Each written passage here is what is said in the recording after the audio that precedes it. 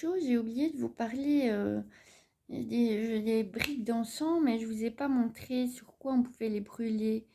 Donc en fait, il y en a qui brûlent ça au charbon, mais bon, je crois pas que c'est l'idéal en fait. Enfin, quand on habite dans un petit endroit clos, c'est pas super parce que ça fait plus de fumée. Mais, euh, mais sinon, ça se fait aussi, hein. Mais moi, ce que j'utilise pour mon petit appartement, c'est un brûleur d'encens, vous voyez. Oh, je sais pas si je sais bien le montrer. Vous voyez, un brûleur d'encens comme ça sur une plaque avec une bougie chauffe-plat en dessous. Si vous voulez, je vous montre la boîte. Je vous montre la boîte. Ça ressemble à ça. Avec la bougie chauffe-plat en dessous. L'aroma fume et on pose la brique au-dessus. Et ça, j'ai peut-être payé 5 ou 10 euros. C'était pas grand-chose. Et les boîtes, de briques d'encens, ça coûte 5 euros. Et je crois qu'il y en a 9 dedans, il me semble. Donc voilà, et on tient quand même quelques heures avec tout ça.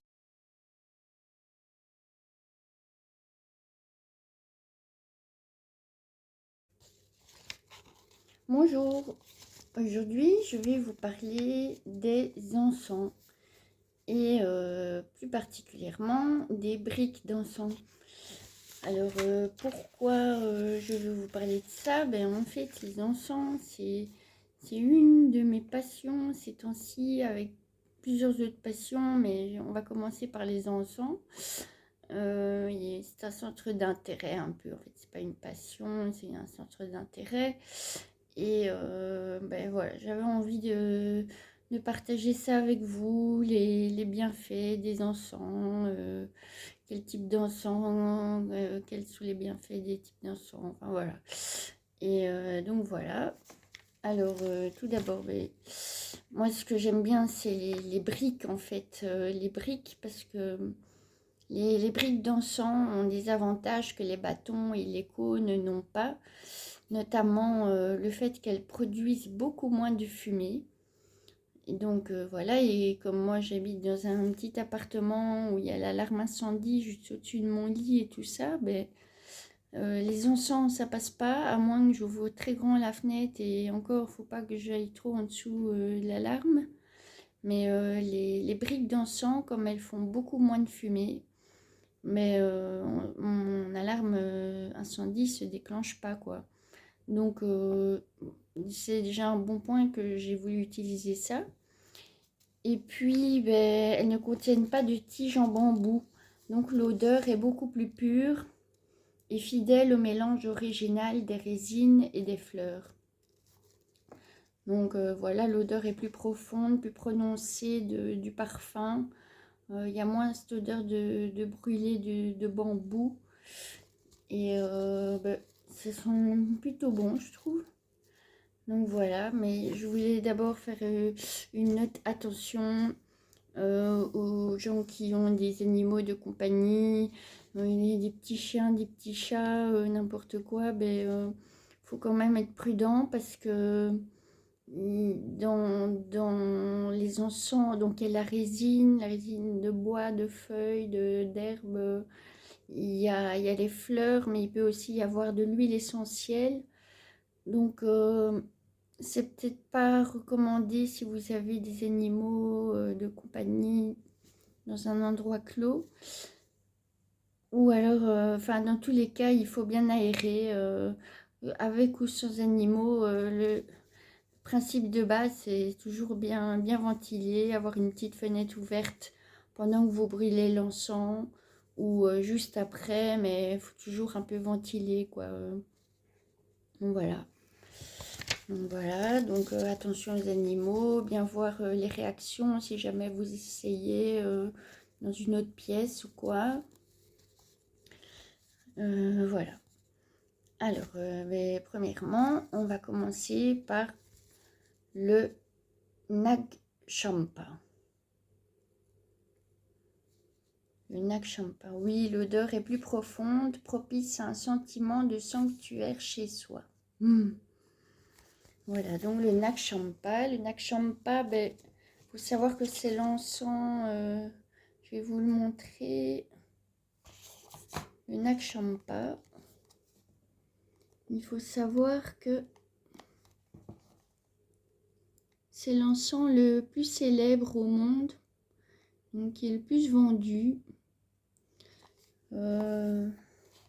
Voilà, donc ces bienfaits comprennent une relaxation et réduction du stress. C'est un mélange de bois de santal et de fleurs de frangipanier.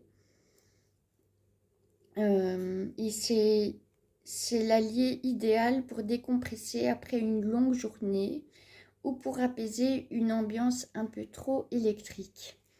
Donc voilà, si vous avez eu pas mal de visites, qu'il y a eu des tensions, des frictions, ben, un petit Nag Champa, apaiser, ou même si vous vous sentez vous-même d'humeur un peu électrique, ben, un petit Nag Champa, ça apaise.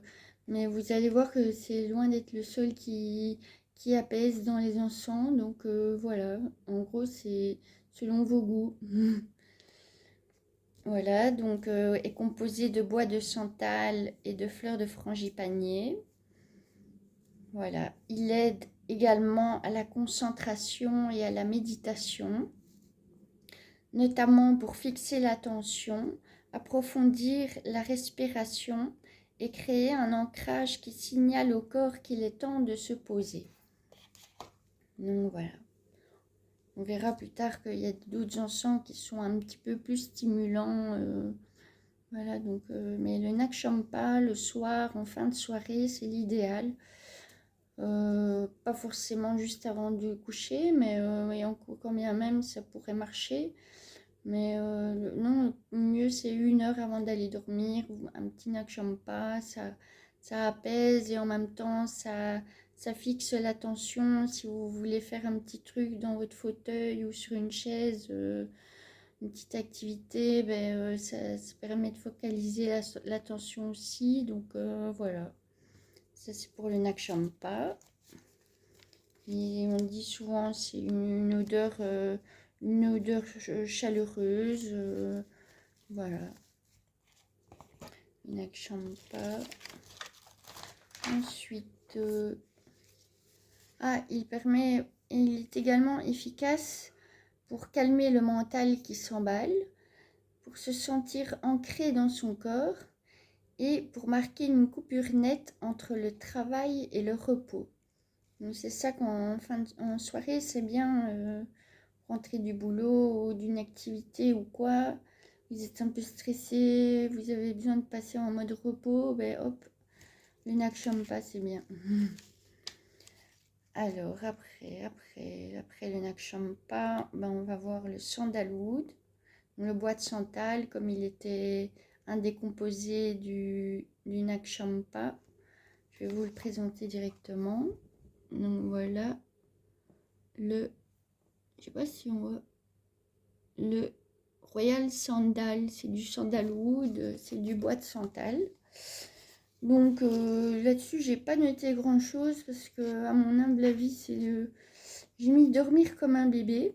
Dormir comme un bébé parce que, bah oui, le bois de santal, en fait, l'idéal, c'est le soir avant d'aller dormir. Hein, parce que, ou vraiment, si vous avez besoin de vous reposer en journée et que vous n'y arrivez pas, le bois de santal, c'est l'idéal. Il aide à s'endormir, on dort comme un bébé, il a une odeur réconfortante et chaleureuse. Voilà, donc moi perso, quand ça fait plusieurs jours que je dors pas bien, je suis fort stressée et tout, mais je me brûle un bois de santal, un sandalwood et bah, je suis sûre de bien dormir les 2 prochaines nuits au moins, quoi. Parce que l'odeur, elle reste. Hein. Bois de santal, c'est une odeur, mais ça sent bon, je trouve. Mais c'est une odeur qui reste quand même assez bien imprégnée, 48 heures peut-être dans mon appartement en tout cas. Donc voilà. Donc, pendant 2 jours, vous êtes sûr de bien dormir. Voilà, ça c'est pour le bois de santal.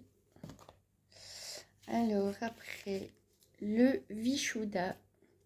Le Vishuddha, c'est quoi? C'est le chakra gorge. Le chakra gorge. Donc, je vais vous montrer un peu comme ça. Le chakra gorge. Donc, mais le chakra gorge, c'est le chakra quand il est bien équilibré qui aide à la communication et à l'expression.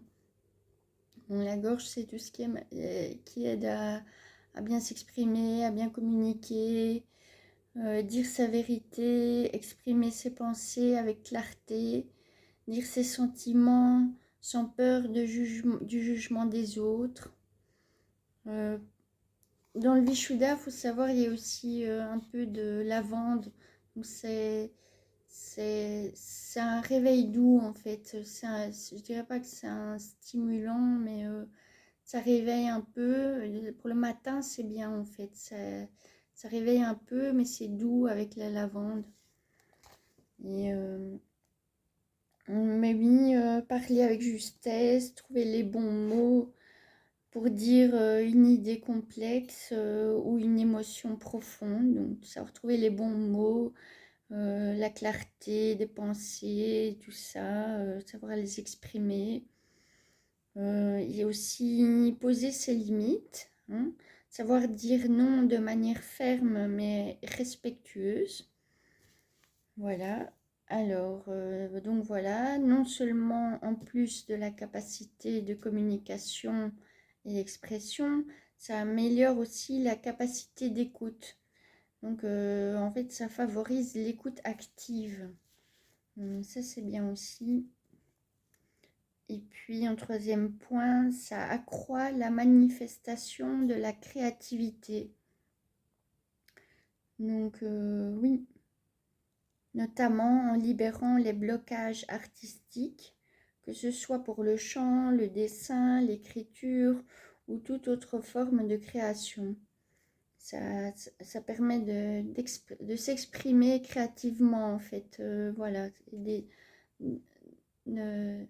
retirer les blocages artistiques et ça te permet de t'exprimer créativement aussi, en fait. Voilà. Donc ça, c'est le Vishuddha.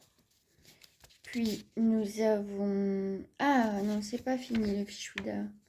Quatrième point, l'alignement personnel, l'intégrité. C'est-à-dire que lorsque ce chakra fonctionne bien, vos paroles sont en parfait accord avec vos actes. Cela procure un immense sentiment de paix intérieure. Voilà, c'est non négligeable. Voilà, donc ça c'était le chakra gorge.